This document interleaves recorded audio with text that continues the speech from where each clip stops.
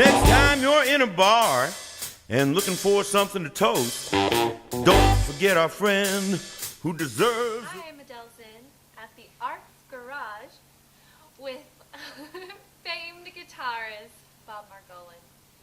Thank you so much for being here today. Wonderful job. Thank you. You know, it didn't seem like a job at all because we had such a good time with the nice folks that come to this place that are really here to listen to the music, and we just had a ball. Yeah, it looked like you had friends out there in the audience.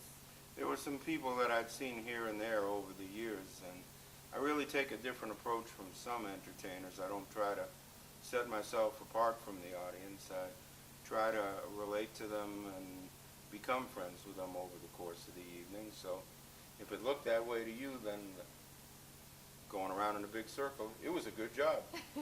You did a great job. So I see you have a beautiful guitar here. Tell me about it. It's gorgeous. This is one of the first electric solid body guitars, and I couldn't have afforded it if it was all original, but I bought it about 20 years ago, which is not that far. I've been playing a lot longer than that, but I saw it and I wanted it, and I was able to get it at a price that I could afford, and I use it a lot these days. I have a few guitars. I don't think I've bought any this century, but every once in a while one of them calls to me and says, me. But you know what's nice about all those guitars? What? None of them cares if I spend the night with another one. They are very happy to just sit home and wait for me and be just as nice to me as they could ever be next time I see them and decide to play them. That's nice. You were telling me a story earlier about this guitar. What do people feel when they play it? Well, there seems to be some kind of mojo or magic in it. I was telling you one of the most recent situations was I was playing I think last April at the Boulder Theater in Boulder, Colorado, and I was opening a show for the great Taj Mahal. And Keb Mo came down that night. He was in town, and I lent him this guitar to sit in with Taj, and as soon as he picked it up, he went, oh. There is some magic in this one, and you can just feel it. It was beat when I got it. It's more beat now. It's not like a collector's item in mint condition or anything like that, but it sure has a sound and a feel to it, and it's very expressive, and I would say rather than just having a elegant and majestic sound, I would say it sings with a southern accent. Oh, nice. Nice description. So what kind of projects are you working on right now? Well, I hadn't recorded much for a few years, and then in 2012 I was involved in 2 albums. This is one of them right here. I recorded with a blues band from Italy that I tour with mostly in Central Europe, because when I play in Italy I usually play with another blues band. This is done with the Mike Sponza Band from Trieste, Italy, which is kind of in the northwest corner near Central Europe. And he and his band and I had such good gigs there over the last couple of years that we decided, well, when I was selling my older album, which had been recorded in 2006, people would go, is that band on this album? And I'd say, no. So we decided to make one so I could say yes. And I'm very proud of the way this came out, and it's called appropriately Blues Around the World, because as I was saying up on the bandstand, I am a musical slut, in case you didn't get that, and not you, and me, and I do it with anybody that will do it with me and bring me over to play with them, and sometimes it works out to be a beautiful thing. This Mike Sponza Band is a real creative band. Another project, there's an ad for it on the back of this. Watch him zoom digitally later.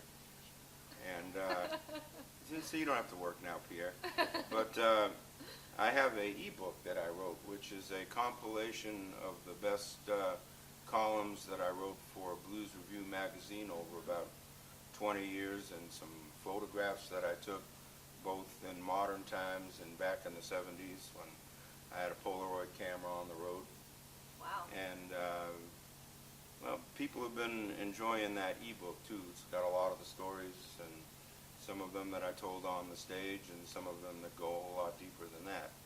So between the album and the ebook, that was a lot to do recently. I also did another, actually I'm very proud to have been nominated for Traditional Male Blues Man of the Year for 2013, that shows you some. 2013 from the the Blues Foundation's Blues Music Awards. Wow. And so Congratulations. I was thank you. And I also, for the writing, not from this specific book, but for all the writing I've done, I'm going to be the recipient of the Blues Foundation's Keeping the Blues Alive for Journalism too. That's great. And so that is very redeeming after writing all these articles for a long time. And you write regularly for Blues Revue? Yes, I do. I've had an opportunity to just read a little bit, and I just want to commend you on your openness and your approachability. You talk to your audience, your writer's audience, very easily. It's just the same as being on the bandstand. I just be friendly to everybody like we're hanging out, and don't try to set myself apart from them. It's quite the opposite. Mm-hmm. And just talk to somebody like we were hanging out in the club afterwards. And back in the old days, it might be telling stories. In these days, I might pull out my iPhone and show you some old blues pictures on it or something like that. But it's really the same spirit. It is. It's a wonderful spirit to read. For those discovering blues, maybe in this new generation, tell us what is old school Chicago blues, and what's the difference between that and regular blues? That was actually a term that Muddy Waters used a few times. He was one of the people that created that music. He had learned to play country blues in Mississippi, or what they call Delta blues, and then moved to Chicago in the 40s. And when the technology became available, he started playing electric guitar so he could play a little louder, but they had very, very small amplifiers. Back then they couldn't play that loud, so they turned them up and they would distort, which sounds like a bad thing. However, they would distort in a way that the notes would ring and sound like a saxophone or a voice. And it was the sound that, rock and roll music was kind of descended from that sound. However, I think old school Chicago blues holds well on its own, even though it's ironic that in about 1955 or so, Muddy Waters met one of his biggest fans in a show in St. Louis, who was a young guitar player and singer named Chuck Berry. And Muddy said, you really got it, man. I'm going to get you with my record company. And he told Chess Records about Chuck Berry. Chuck Berry made that song Maybelline, the first one, with some of the same people that had been recording old school Chicago blues, and rock and roll got to be a big deal. And so much so that rock music and musicians, there's a lot of money in that, and not so much in the old blues that it descended from. Right. But that's the way it goes in life. Well, do you have a passion for playing it still to this day? I love both of them. I started playing guitar because of Chuck Berry and followed the path of his inspiration back to Muddy Waters. Wonderful. Yeah, you played with Muddy Waters for 7 years, is that right? Yes, I did, between 1973 and 1980. That's amazing. I know you get the question all the time, what was Muddy Waters like, but really, can you tell me what it felt like when he asked you to join his band? You know, I was completely aware of the perspective and significance of it over my lifetime. I realized that if I said no, I would be, because it would mean going on the road and giving my life to it, but I was quite ready to do it. At 24. Yes, I would be putting a cap on my blues career if I did not take that opportunity. And it turned out to be an opportunity to learn like an apprentice from a master, which is most people learn from schools or whatever. Now, these days, you can watch YouTube and see anybody from Tonight Show all the way back to the 1920s. But I knew that was an opportunity I should take, and it put me on the road I'm still riding. Now tell me a little bit about Muddy Waters as a teacher.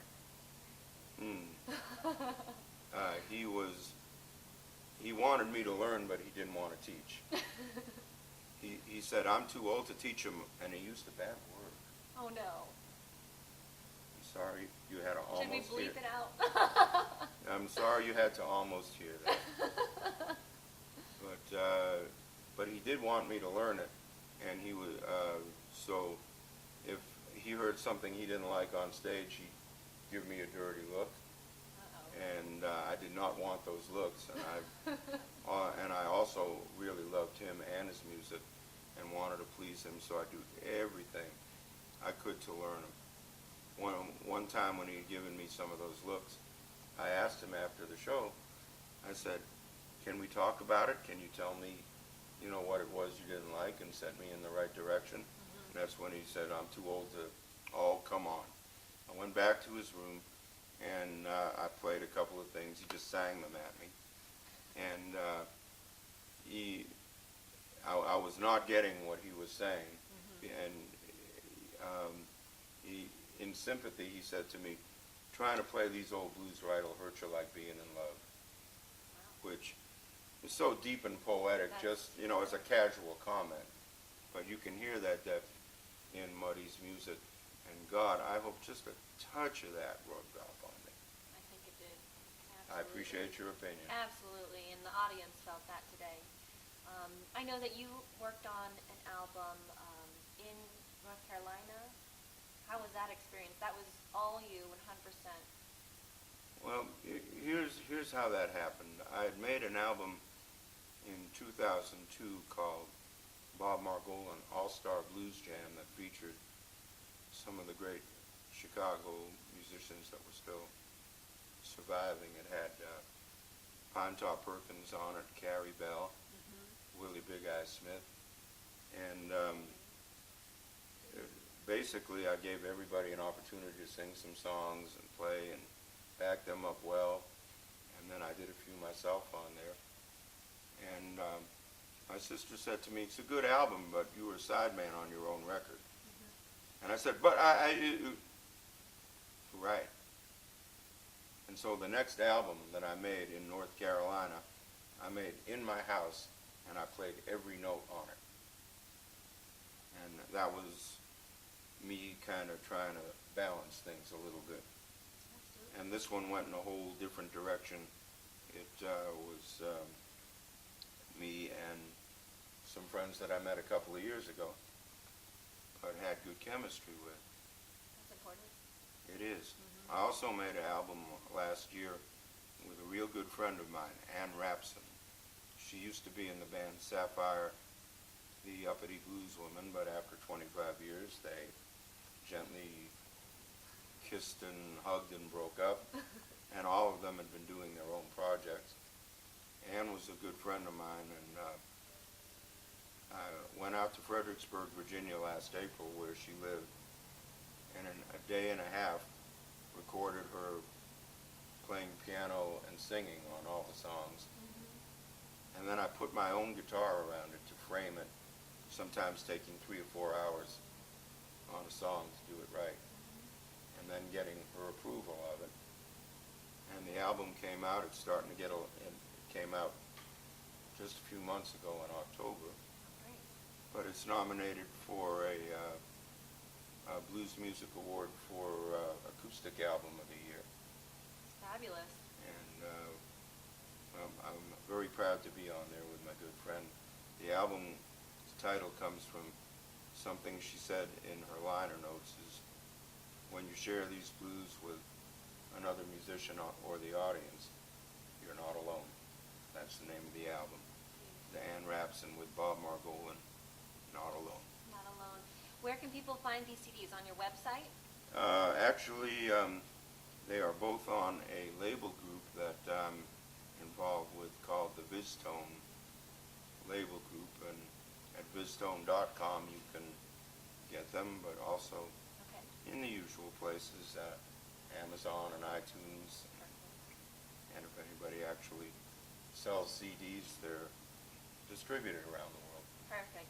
My last question, what did you think about playing with us here at the Arts Garage? Well, there are many, many different kinds of blues gigs in modern times. There are still some roadhouses like old Bradfordville Blues Club outside of Tallahassee, which is just a funky old place where folks come out and you play the music raw and nasty, and they have a fish fry going on outside, and a big bonfire.